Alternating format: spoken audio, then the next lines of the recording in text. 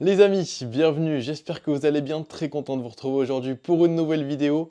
Car oui, la Ligue des Champions est de retour pour la 45e fois de la saison. Voilà, j'ai l'impression qu'on sort cette phrase toutes les 2 semaines. C'est un petit peu le cas avec la fin de la phase de Ligue, les barrages, maintenant les huitièmes. On a eu de belles surprises déjà dans ces barrages et j'exclus pas d'en voir d'autres pour ces huitièmes de finale. Avant de vous parler de mes pronostics, et j'ai très hâte de vous en parler, pour sa huitième de finale. Un petit mot rapide sur ce qui s'est passé ce week-end dans la planète foot. Au niveau de la Ligue 1, comme vous pouvez le voir, là, pas beaucoup de changements au classement. Si on regarde un petit peu ce qui s'est passé au niveau des matchs, on voit que Monaco l'a emporté dans le match d'ouverture ce vendredi 3-0 face à Reims. Encore une fois, Biarritz buteur, qui est très chaud. Très belle recrue de la part de Monaco en janvier, ça fait plaisir. Nice l'emporte sur la pelouse de Saint-Etienne. Le PSG qui fait encore une fois une très forte impression face à Lille à la maison. Je crois qu'il y avait 4-0 au bout de 38 minutes de jeu peut-être. 37 minutes, c'est ça? Donc ouais, très fort ce PSG version 2024 et surtout 2025. Un petit peu plus, même beaucoup plus regrettable, je pense, l'attitude de Paulo Fonseca pendant ce Lyon-Brest en fin de match. Ce tête-à-tête face à l'arbitre, incompréhensible. Un pétage de câble comme ça, c'est assez fou. Alors, oui, j'ai vu que l'arbitrage a été pas mal contesté pendant ce match, mais voir des choses pareilles sur une pelouse de football, c'est incompréhensible et inconcevable. Et je pense qu'il va prendre assez cher, et ce sera mérité, mais au vu du contexte actuel avec l'arbitrage français, tout ce qui se passe autour de l'OM, c'est assez lourd en ce moment comme actualité foot, je trouve. Et ça serait plus appréciable qu'on reparle quand même plus terrain que tout ce qu'il y a en dehors, malheureusement. Mais bon, c'est pas le sujet de cette vidéo.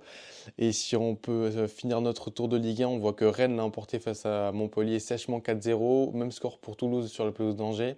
Et Marseille l'emporte dans le match de clôture hier soir 2-0 face à Nantes. Côté Bundesliga, on voit que Leverkusen a fait le plein de confiance face à Francfort, victoire 4-1. Et c'est un peu plus compliqué pour Francfort, là on va checker le classement juste après. Dortmund se remet enfin à gagner des matchs de Bundesliga, victoire 2-0 sur la pelouse de St. Pauli. Le Bayern, belle victoire 3-1 face à Stuttgart. Mayence qui fait encore une très belle opération sur la pelouse de Leipzig, qui déçoit un petit peu Leipzig, là, un peu dans la continuité de ce qu'ils ont proposé en Ligue des Champions. Et si on regarde rapidement le classement, ce qui est intéressant, ce que je voulais vous montrer, c'est que Francfort commence un petit peu à se faire rattraper. On voit que Mayence est à 1 point, Fribourg est à 2 points. Ça va être assez intéressant cette course au top 4. Je pense que les deux devants sont intouchables. Mais derrière, on voit que ça se tient à pas grand-chose. Si on va jusqu'à Dortmund, on est à 6 points entre la quatrième et la 10e place. Je pense que la fin de saison va être assez intéressante. Du côté de la Liga, le grand changement, juste là, c'est la défaite du Real Madrid face au Real Betis. Le Real Madrid qui perd encore des points.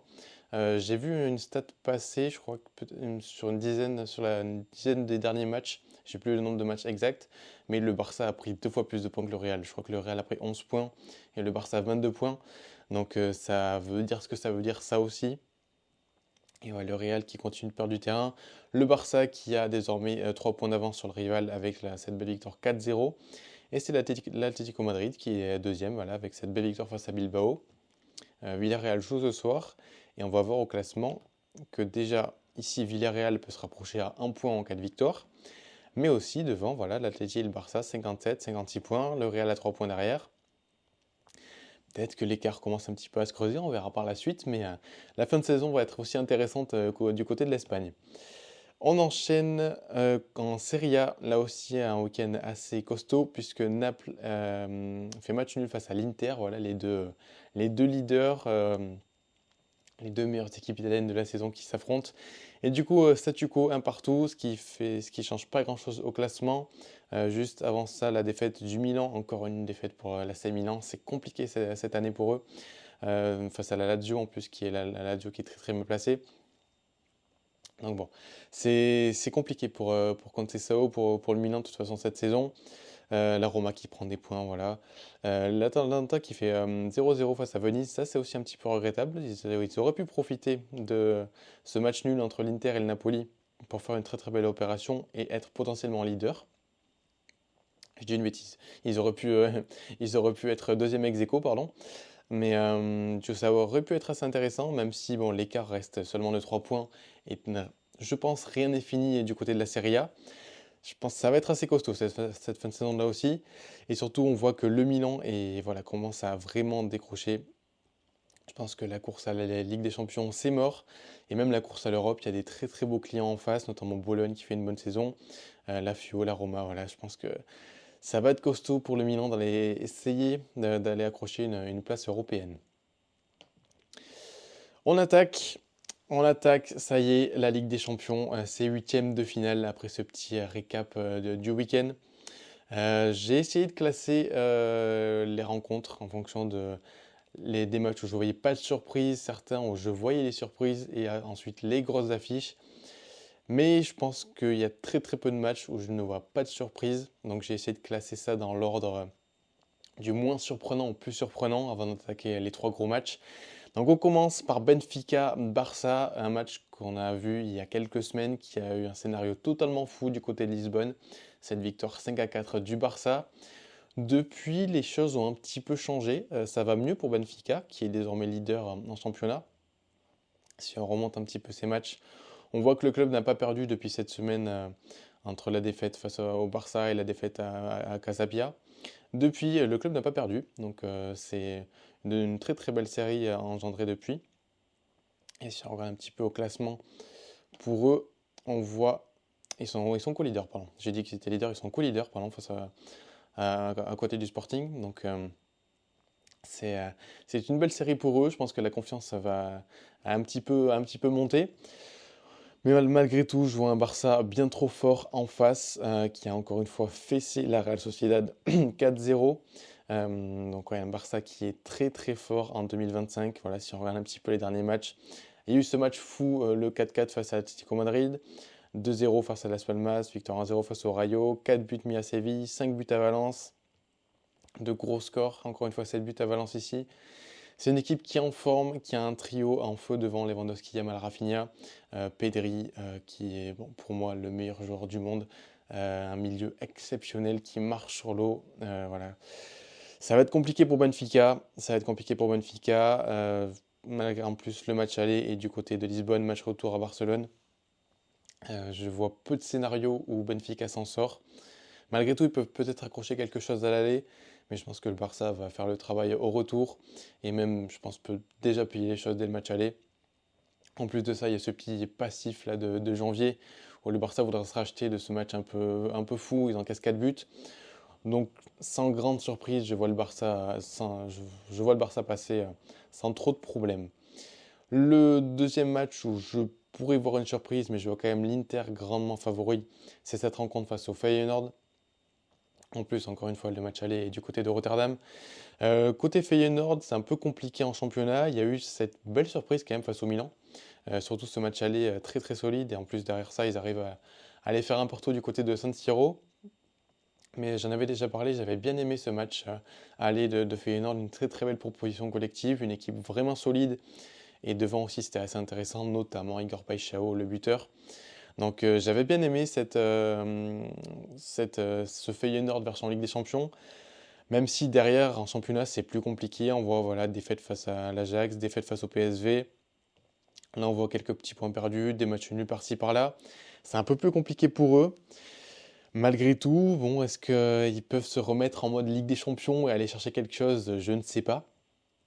Surtout quand on regarde au classement en championnat, ils sont quatrième, c'est ça. Donc bon, je ne sais pas trop à quoi m'attendre encore une fois sur ces équipes qui sont capables de tout en Ligue des Champions, mais qui sont vraiment constantes en championnat. Il y en a plusieurs dans ce cas de figure-là. Dans cette vidéo, on en parlera un petit peu après. Mais bon, face à eux, ils vont recevoir peut-être l'une des meilleures équipes d'Europe encore une fois. Peut-être pas au même standing que les saisons précédentes, notamment 2023 où ils vont en finale. Mais l'Inter Milan qui a encore une fois une équipe très très solide qui malgré tout a perdu quelques points. Voilà, match nul face au Napoli, on en a parlé juste avant. Il y a eu cette défaite sur la pelouse de la Juve 1-0. Il y a eu cette défaite aussi face à la Fio. Ce match nul face au Milan, donc on voit que face au cadors du championnat, face aux équipes qui sont dans le haut de tableau, ils ont un petit peu du mal à prendre des points, même s'ils ont été ultra solides en Ligue des Champions encore une fois. Donc bon, On va voir ce que ça va donner. Je vois quand même l'Inter favori. Je dirais quand même, allez, 75-25 pour l'Inter. Mais peut-être qu'on peut avoir un Feyenoord qui peut-être l'emporte à nouveau 1-0 sur sa pelouse et qui va chercher quelque chose à Giuseppe Meazza. On verra ça, mais je vois quand même l'Inter favori. Ensuite, on commence un petit peu à graduer sur les surprises. Dortmund face au LOSC. Match ultra intéressant sur le papier. Je vois la surprise LOSC, je vois peut-être Dortmund en mode Ligue des Champions comme l'an dernier. Je ne sais pas trop sur quel pied danser pour cette rencontre. Malgré tout, si on prend les tendances récentes pour les deux clubs, Dortmund c'est ultra compliqué en championnat, même si voilà, ils ont remporté pendant leurs deux derniers matchs, avec notamment un Serhou Guirassy en feu. Ça a fait plaisir de le voir autant en forme.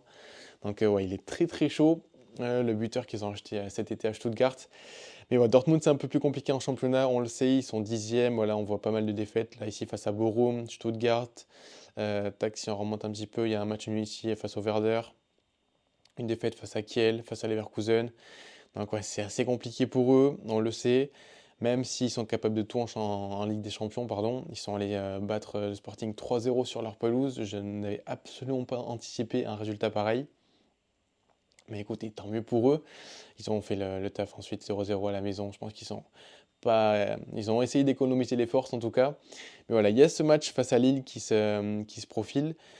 Lille qui a été la grosse surprise, je trouve, de ce top 8 en Ligue des Champions, qui finit du coup 7ème, qui a notamment voilà, battu Feyenoord, on en a parlé juste avant 6-1, qui a fait une phase de Ligue très très consistante, voilà, des victoires face à l'Atleti, face au Real Madrid, ce match nul face à la Juve. Ça a été très solide ce qu'a proposé Bruno Genesio et ses hommes. Malgré tout, voilà, il y a cette défaite face au PSG. Ils ont quand même battu Monaco. Ils sont allés battre Rennes sur leur pelouse. Il y a certes cette élimination en Coupe de France qui fait un peu tâche. Mais voilà, c'est peut-être encore une fois une équipe capable de tout en Ligue des Champions, comme beaucoup, comme le Feyenoord, comme Dortmund. Donc c'est une rencontre qui est assez compliquée à pronostiquer. Le match aller est au Signal Iduna Park. On a vu que Lille se déplace très très bien, est capable d'aller gagner au Wanda Metropolitano. Donc j'exclus pas non plus Lille, elle est capable d'accrocher Dortmund sur leur pelouse. Peut-être un match nul à l'aller qui rendrait tous les possibles pour le match retour. Lille galvanisée par leur public à sortir le finaliste sortant, ça serait quand même assez fou. Donc écoutez, dites-moi ce que vous en pensez sur ce match parce que j'ai vraiment du mal à m'avancer. Mais j'exclus pas nos amis lillois d'encore une fois nous régaler et d'aller chercher un très très beau résultat. PSV Arsenal, on continue. Là aussi, il y a des choses à dire. Le PSV qui n'est pas au mieux non plus, qui nous avait habitués à un très très gros rythme en championnat. Voilà, c'est un peu plus compliqué pour eux. Quelques défaites. Là, on voit en coupe, éliminé en coupe. Voilà, il y a eu ce beau match face à la Juve. Voilà, cette belle victoire sur leur pelouse en plus du côté d'Eindhoven pour éliminer une plutôt belle équipe de la Juve qui va mieux, mais bon, c'est pas non plus la Juve des belles années. En championnat, il y a quand même quelques points qui sont lâchés. On en voit plusieurs matchs nuls ici. Ils sont un petit peu décrochés. Ils ont un peu laissé l'Ajax s'envoler. Voilà, ils sont désormais à 8 points. L'Ajax qui est ultra en forme, hein. Ça fait plaisir de les revoir à ce niveau-là. Voilà, le PSV qui va un peu moins bien. On verra ce qu'ils pourront faire face à un Arsenal qui est complètement amorphe par toutes ces blessures. Voilà, avec une équipe qui a de plus en plus de mal à marquer. En même temps, quand tu as Saka blessé, Gabriel Jesus blessé, c'est plus compliqué. Il y a eu ce 0-0 ce week-end, le week-end dernier, pardon. Une défaite face à West Ham. Et voilà, c'est totalement une équipe qui est totalement décrochée désormais en première ligue. Je ne vois pas un monde où ils reviennent sur Liverpool. Peut-être qu'ils auront que ça à jouer et qu'ils vont donner toute leur force en Ligue des Champions. C'est pas impossible. Parce que bon, même si ils iront pas chercher Liverpool, je vois mal Nottingham Forest ou un autre club revenir sur eux en championnat. Je pense qu'ils sont quand même plutôt bien installés à cette seconde place. Mais ce match face au PSV est vraiment intéressant parce que le PSV, ça reste une belle équipe qui a sorti de la Juve, on en a parlé juste avant, notamment avec ce match retour assez solide. Donc ça va être vraiment une double confrontation assez intéressante. Je pense que le PSV peut faire quelque chose face à cette équipe d'Arsenal qui a une attaque assez compliquée. Voilà, quand tu mets Mikel Merino numéro 9, ça veut dire ce que ça veut dire. Mais je pense qu'on peut être surpris par cette double confrontation, même si le premier match est du côté d'Eindhoven. Peut-être que le PSV va réussir à en mettre peut-être 2 ou 3 à Arsenal, hein, même si c'est une équipe qui a une très très belle défense. On ne sait jamais, c'est la Ligue des Champions. Et peut-être que voilà, avec un bon résultat à l'aller, ils seront capables de tenir au retour. Mais ça peut être assez intéressant, ces deux équipes qui ont quelques soucis de blessure. Donc écoutez, on verra ce que ça donne. Encore une fois, j'ai l'impression de sortir cette phrase sur chaque match, mais c'est des huitièmes de finale qui peuvent être assez surprenants. Tout comme Club Bruges face à Aston Villa, où là je me mouille totalement et je vois Bruges sortir l'équipe de Unai Emery. Parce que c'est une équipe qui m'a vraiment agréablement surpris en sortant l'Atalanta en Bergame. Certes, Bergame c'est un peu plus compliqué pour eux là depuis quelques temps. Mais très très belle surprise de la part de Bruges. Une équipe vraiment intéressante qui a été capable de battre surtout l'Atalanta 3-1 à l'extérieur. Donc chapeau à eux, c'est sûr que là aussi encore une fois c'est un peu plus compliqué en championnat. On voit des points perdus, match nul ce week-end, défaite le week-end dernier, un match nul encore une fois ici. En championnat, si on regarde, hop là, ils sont deuxièmes, donc certes pas trop mal placés, mais sur la tendance récente, sur les 3 derniers matchs, c'est pas trop ça. Mais je pense que vu la confiance engrangée sur cette Ligue des Champions, ils sont capables de tout. Il y a une très très belle équipe du côté de Bruges. Si on regarde juste rapidement la composition, pour se remettre les noms sous les yeux, on a forcément Talbi qui fait parler de lui, qui a choisi le Maroc d'ailleurs. J'ai vu l'info sortir là ce matin ou hier soir, je ne me souviens plus. Mais du coup, il a choisi de représenter le Maroc. On a une belle équipe autour de lui avec Van Aken, Solis, Chassari au milieu. Il y a pas mal de beaux petits joueurs, de Kuiper évidemment, Ferran Jutgla devant l'ancien du Barça. Il y a plutôt une belle équipe côté Bruges. Face à eux, cette équipe d'Aston Villa qui a gagné ce week-end face à Cardiff, qui a pris une belle fessée sur la pelouse de Crystal Palace, qui a été capable de battre Chelsea, qui a accroché Liverpool malgré tout. Donc voilà, capable de beaux résultats. Mais c'est une équipe que je trouve assez inconstante cette saison en championnat, qui s'est plutôt bien replacée, voilà, qui est pas du tout, qui est dixième, je l'ai confondu avec Newcastle, pardon, qui, bon, même s'il n'est qu'à voilà, 2 points de la sixième place, mais voilà. C'est une équipe de Villa que je trouve un peu inconstante par rapport à l'an dernier, ils ont été capables de finir quatrième, là cette année c'est quand même plus compliqué, il y a eu un mercato de janvier que, vous savez, j'ai pas trop apprécié, je comprends pas trop certains choix, et je vois le club Bruges réaliser le gros coup et aller sortir Aston Villa et aller, si c'est en quart de finale, ça serait vraiment assez beau pour eux. On passe désormais au gros choc, voilà, fini les surprises, désormais on s'attaque au lourd. On démarre par Bayern Munich, Bayer Leverkusen, un choc de même nationalité, j'ai vu que ça posait quelques questions et bon, je pense qu'on fera le point à la fin de cette saison pour voir cette nouvelle formule de Ligue des Champions, qu'est-ce qu'on en pense, voilà, les pour et les contre. J'ai déjà évoqué un petit peu que j'aimais bien cette phase de Ligue. Voilà, je donnerai mon avis final à la fin de la saison, j'attends de voir ce qu'est vraiment le produit fini avant de donner mon avis final. On démarre du coup par Bayern Munich, Bayer Leverkusen. Un match assez intéressant qu'on a vu il y a quelques semaines en Bundesliga qui s'était soldé par un 0-0. Mais Leverkusen aurait dû gagner 100 fois. Voilà, bon, c'est comme ça, mais Leverkusen aurait pu aller chercher un petit résultat. Si on regarde la tendance récente des deux clubs, côté Bayern, il y a eu 2 belles victoires là sur les 2 derniers matchs face à Francfort et Stuttgart, 2 équipes en plus assez intéressantes en championnat. Mais je ne suis pas non plus pleinement convaincu par ce Bayern. Voilà, ils ont fait le strict minimum face au Celtic Glasgow. Ils ont été assez chauds d'ailleurs sur leur pelouse. On en a arraché la qualification à la 95e. Donc ça a été assez chaud. Il y a quelques belles victoires malgré tout, mais voilà, ils ont quand même perdu 3-0 sur la pelouse du Feyenoord. Ouais, je suis pas pleinement convaincu dans le jeu par ce Bayern Munich. C'est une équipe certes solide derrière, mais devant, il y a quelques questions, notamment Leroy Sané. C'est, ouais, j'attends d'en voir plus de cette équipe-là. Alors certes, c'est la première saison de compagnie, on peut lui laisser le temps, mais je pense que ce match face à Leverkusen peut être assez ouvert. Ça peut être un scénario assez différent de ce qu'on a vu en championnat. Leverkusen de leur côté également assez en forme. 2 victoires sur leurs 2 derniers matchs, également face à Francfort. Il y a eu 2-0-0 là, du coup, face au Bayern et face à Wolfsburg. Mais c'est une équipe qui n'a pas perdu depuis le 21 janvier, donc voilà, depuis un mois et demi à peu près, sur la pelouse de l'Atlético Madrid. Donc ouais, Je pense que ça peut être un choc assez intéressant, cette double confrontation face au Bayern, match aller à l'Allianz Arena, retour à Leverkusen. Peut-être que Leverkusen part un petit peu favori dans cette optique-là, sachant aussi qu'ils m'ont fait une meilleure impression sur leur pelouse il y a 15 jours. Je mettrais peut-être Leverkusen devant à 55-45, voire peut-être 60-40. Mais encore une fois, on est en Ligue des Champions, donc le Bayern est capable de tout. Peut-être qu'ils peuvent directement choquer le monde et taper un gros score sur la pelouse d'entrée. Mais je pense que ça va être l'une des plus belles confrontations, en tout cas, de ces huitièmes de finale.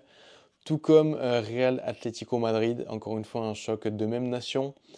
Côté Real, bon, c'est la sauce habituelle. Le Real, vraiment inconstant en championnat, mais qui a été capable de sortir City sans trembler, je trouve, surtout au match retour.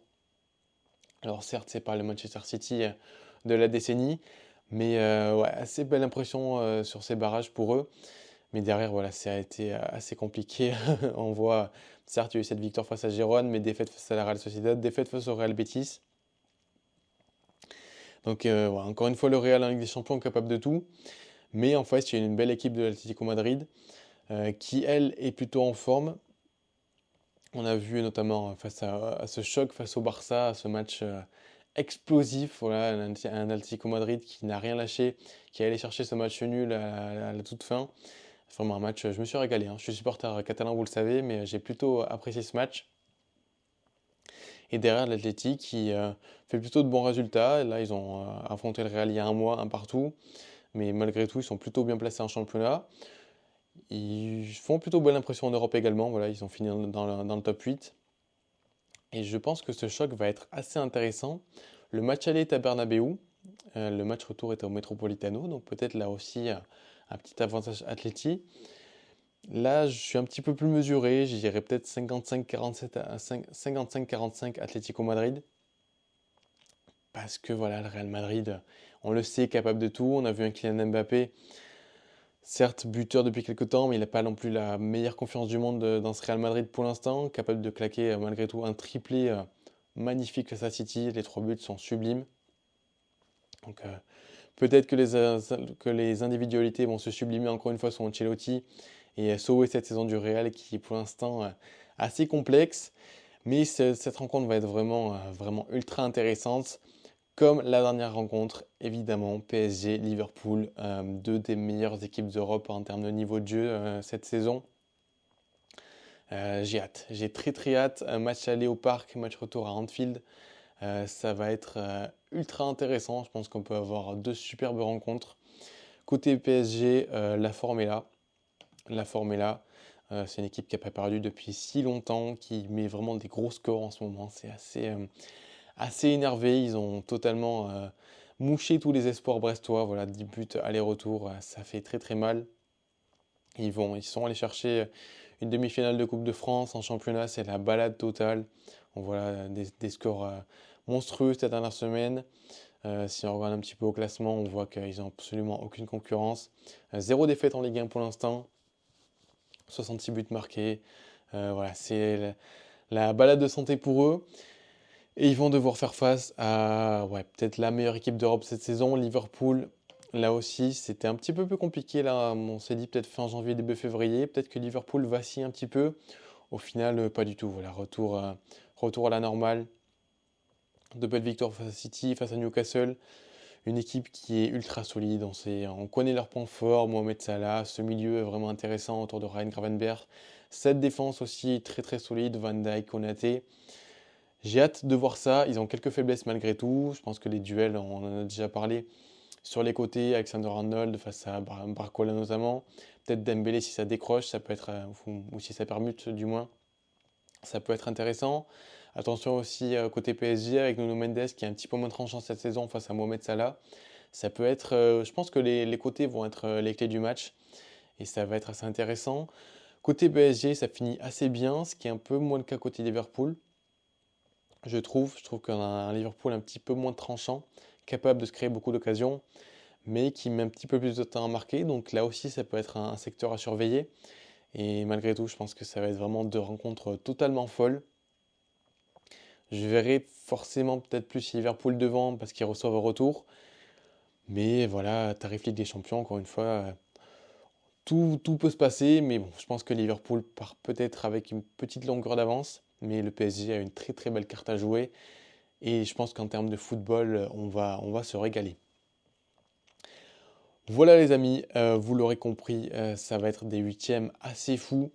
Donc là, si je récap un petit peu tout ce que j'ai dit, et si je me mouille, je vais dire le Club Bruges sort Aston Villa, je vais dire l'Atlético Madrid sort le Real, je vais jouer la carte à fond du LOSC qui sort Dortmund puisqu'ils reçoivent au match retour.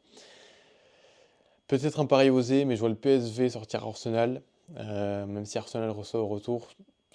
Ouais, je ne les vois pas forcément hyper forts en ce moment, surtout au vu des blessures.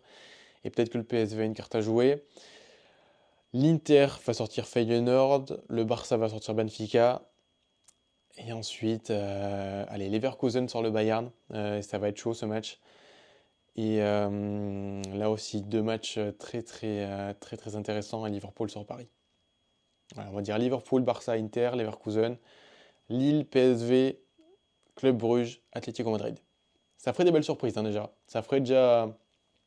Si on parle là-dessus, c'est Real qui sort, Bayern qui sort, PSG qui sort. Déjà, c'est assez costaud. Dortmund qui sort aussi, Arsenal qui sort. C'est très dosé, mais écoutez, on verra bien. J'ai très hâte de voir ce que donneront ces huitièmes de finale. Je pense que on va se régaler. On va avoir de très beaux matchs de foot et très hâte de voir la suite de cette saison qui m'intrigue beaucoup. Voilà, ce nouveau format de Ligue des Champions. Je suis très intrigué et j'ai très hâte de voir la suite. Je vous remercie de m'avoir écouté. J'espère que mes pronos ne vont pas tomber à l'eau dès cette semaine. Au moins, laissez-moi une petite semaine de doute, voilà, pour voir, pour qu'on ait le max de réponses la semaine prochaine et que je passe pas pour un gros tocard dès la première semaine. Bon, écoutez, on verra ce que ça donne. Je vous remercie de m'avoir écouté et je vous dis à la prochaine. Salut!